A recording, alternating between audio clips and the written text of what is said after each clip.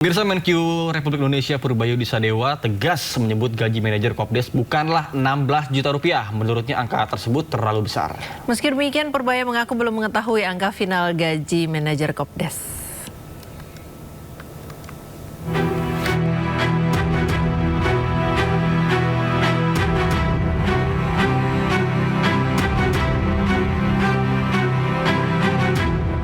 Menteri Keuangan RI Purbayu Disadewa ungkap gaji manajer Koperasi Desa Merah Putih yang mencapai 16 juta rupiah per bulan tidaklah benar. Dijumpai di Kementerian Keuangan hari Rabu, Purbayu sebut angka itu terlalu tinggi. Bahkan dengan tegas ia menyatakan pemerintah tidak akan menyetujui usulan tersebut apabila memang diajukan. Meski begitu, Purbayu mengaku belum mengetahui angka final gaji manajer Kopdes. Kalau 16 juta pasti salah, kegedean kayaknya. Saya dengar UMP lebih sedikit aja masih ketinggian. Tapi saya nggak tahu angka yang terakhir berapa, tapi nggak sampai segitulah. Berarti akan kalau nggak, Anda pindah sana. Berarti jadi kita belum lihat angkanya. Belum diputuskan. Tapi nggak sampai segitu pasti. Kalau segitu ya kita nggak setujuin aja, selesai. Sebelumnya, rangkaian pembekalan bela negara dan manajerial program SPPI atau Sarjana Penggerak Pembangunan Indonesia bagi calon manajer koperasi desa resmi berakhir. Diklat yang berlangsung sejak 17 Juni hingga 31 Juli ini berhasil meluluskan sebanyak 33.785 peserta. Mereka telah dibekali wawasan kebangsaan serta manajemen kepemimpinan untuk menjadi penggerak ekonomi desa dan kawasan pesisir. Sebagai langkah pengabdian, para lulusan SPPI ini siap diterjunkan dan ditempatkan secara langsung di 1021 unit koperasi yang sudah mulai beroperasi penuh. Tim Liputan iNews melaporkan. Pemirsa, Menteri Desa dan Pembangunan Daerah Tertinggal membantah narasi yang menyebut pemerintah melarang aktivitas usaha dalam radius 2 km dari Koperasi Desa Merah Putih. Menteri Desa dan Pembangunan Daerah Tertinggal Yandri Susanto menegaskan pemerintah tidak pernah mengeluarkan pernyataan yang mengarah pada kebijakan penutupan warung rakyat. Menurutnya, narasi tersebut merupakan informasi palsu yang diduga dibuat menggunakan teknologi kecerdasan buatan atau AI dan sengaja disebarkan untuk menyesatkan masyarakat. Pemerintah pun telah melaporkan penyebar informasi tersebut kepada aparat penegak hukum untuk ditindak sesuai dengan hukum yang berlaku. Yang bilang Mendes mau nutup warung, melarang 2 km radius tidak boleh ada warung kelontong, itu sekali lagi kami tegaskan, kami tidak pernah menyampaikan itu dan itu dibuat dengan teknologi AI. Jadi tidak perlu masyarakat percaya dan hentikan provokasi seperti itu karena sangat mengganggu stabilitas nasional, terutama kehidupan bermasyarakat di desa. Saya punya kepentingan supaya ada keguyupan, kekompakan, tidak ada narasi-narasi negatif dan memang kami tidak pernah melakukan pernyataan itu. Sementara Kepala BGN, Sudaryono, menyebut pihaknya tidak menutup kemungkinan melibatkan kepolisian terkait dengan keracunan MBG apabila ditemukan unsur kesengajaan dan sabotase pada SOP makan bergizi gratis. Ditemui pada Rabu sore, Sudaryono menyebut hingga saat ini pihak BGN telah memberi sanksi tegas kepada SPPG yang menyebabkan keracunan seperti memberhentikan kepala SPPG terkait.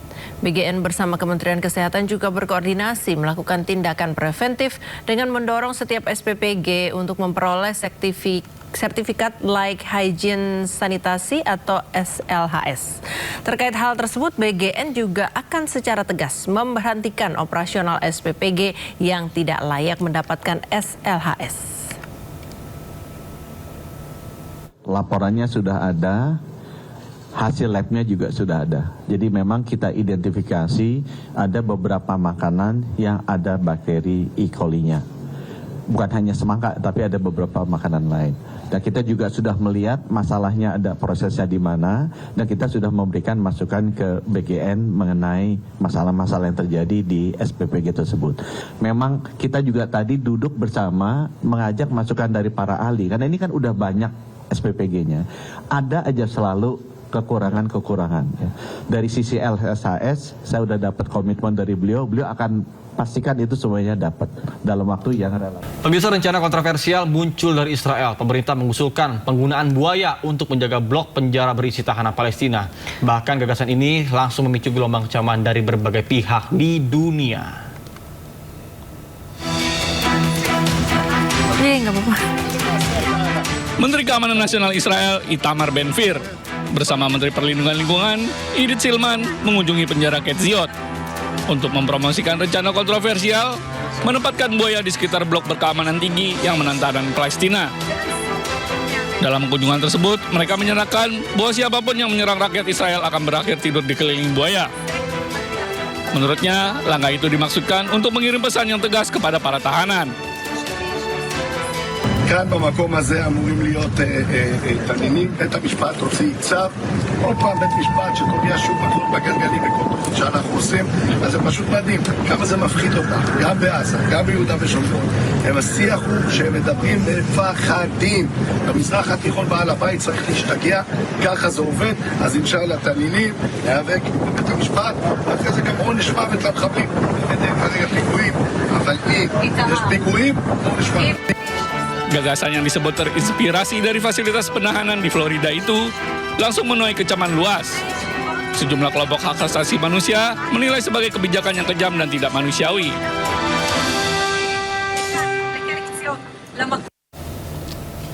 Informasi olahraga pemirsa, Timnas Indonesia bertolak ke Singapura melalui VIP Bandara Soekarno-Hatta Tangerang, Banten pada hari Rabu sore. Skuad Garuda bakal melakoni laga hidup mati kontra Singapura pada hari Jumat.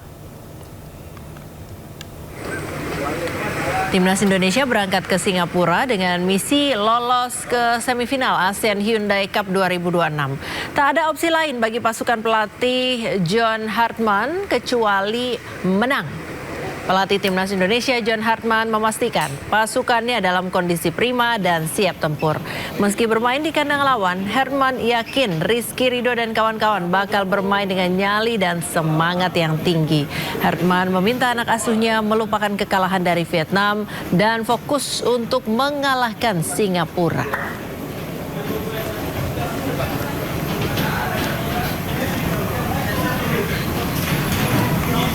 Wah, narkoba disembunyikan di korset, tak? Waduh, tapi kalau misalnya korset, Kak Priska ngomong pakai korset juga nggak? Pakai, saya pakai korset ya? untuk menyembunyikan lemak-lemak di perut ini.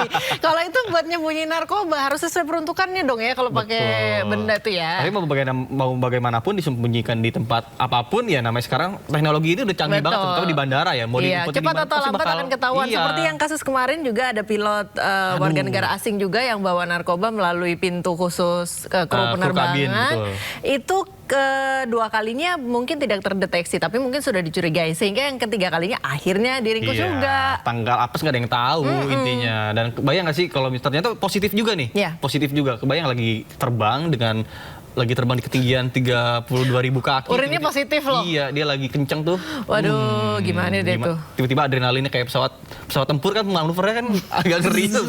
Oh, itu nggak bisa. Nggak bisa ya. Aduh. Amit. Oke, kita ke informasi selanjutnya pemirsa. Sebelumnya petugas keamanan Indonesia juga menggagalkan upaya penyelundupan narkotika melalui jalur penerbangan internasional dari Malaysia. Pelaku merupakan seorang pilot maskapai asing yang diduga memanfaatkan fasilitas khusus kru penerbangan untuk membawa puluhan ribu butir ekstasi ke Indonesia. Ini tadi yang baru saja kita bahas ya. Betul.